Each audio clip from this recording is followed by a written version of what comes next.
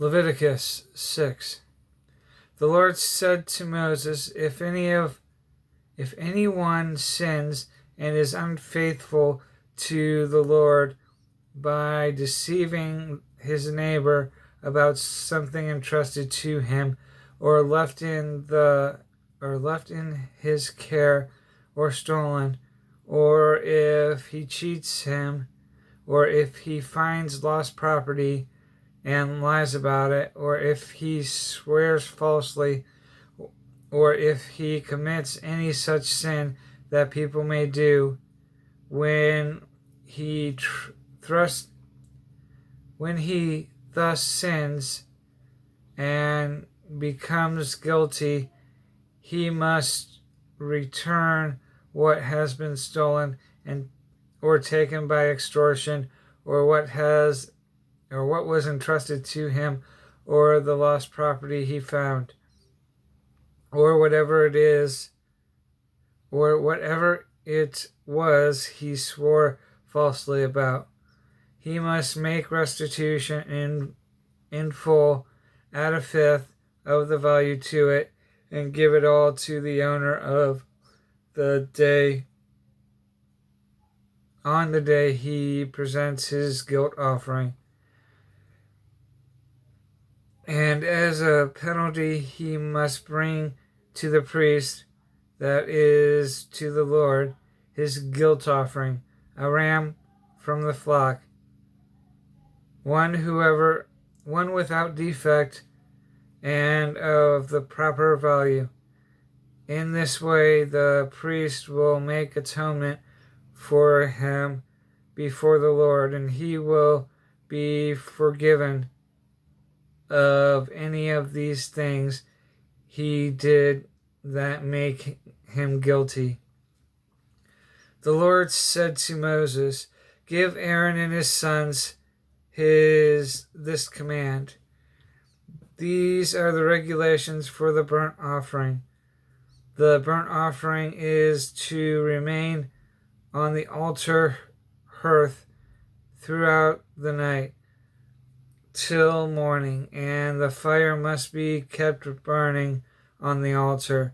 The priest shall then put on his linen cloths with linen undergarments next to his body, and shall remove the ashes of the burnt offering that the fire has consumed on the altar, and place them beside the altar.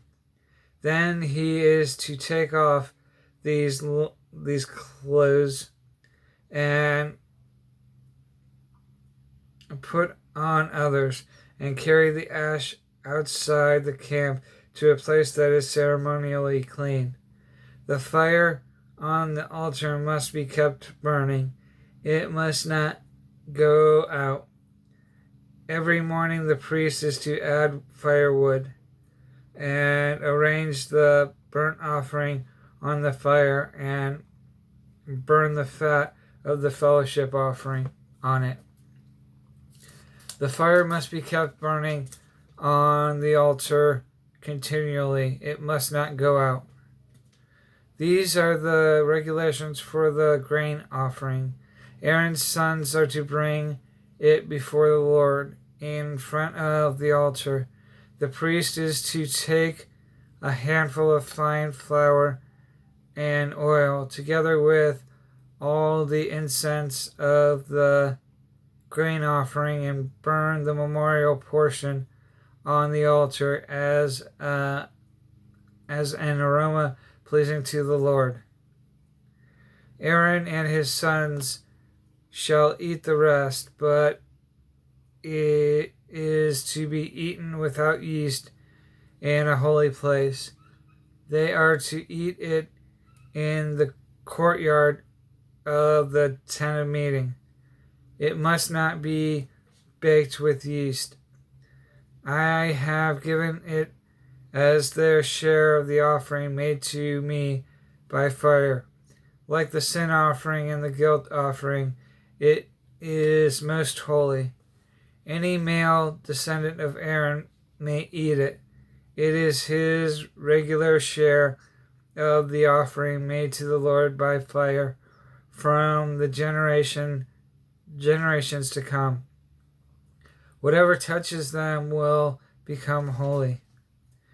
The Lord also said to Moses, "This is the offering Aaron and his sons are to bring to the Lord on the day he is anointed, a tenth of an ephah of fine flour as a regular grain offering, half of it in the morning and half of it in the evening. Prepare it with oil on a griddle. Bring it well mixed, and present the grain offering broken in pieces as an aroma pleasing to the Lord. The son who is to succeed him as anointed priest shall prepare it. It is the Lord's regular share and is to be burnt completely. Every grain offering of a priest shall be burnt completely. It must not be eaten. The Lord said to Moses, "Say to Aaron and his sons, these are the regulations for the sin offering. The sin offering is to be slaughtered before the Lord in the place the burnt offering is slaughtered. It is most holy. The priest who offers it shall eat it. It is to be eaten in a holy place, in the courtyard of the tent of meeting. Whoever touches any of the flesh will become holy, and if any of the blood is splattered on a garment, you must wash it in a holy place. The meat is cooked and must be broken. But if it is cooked in a bronze pot, the pot is to be scoured and rinsed with water. Any male in the priest's family may eat it. It is most holy.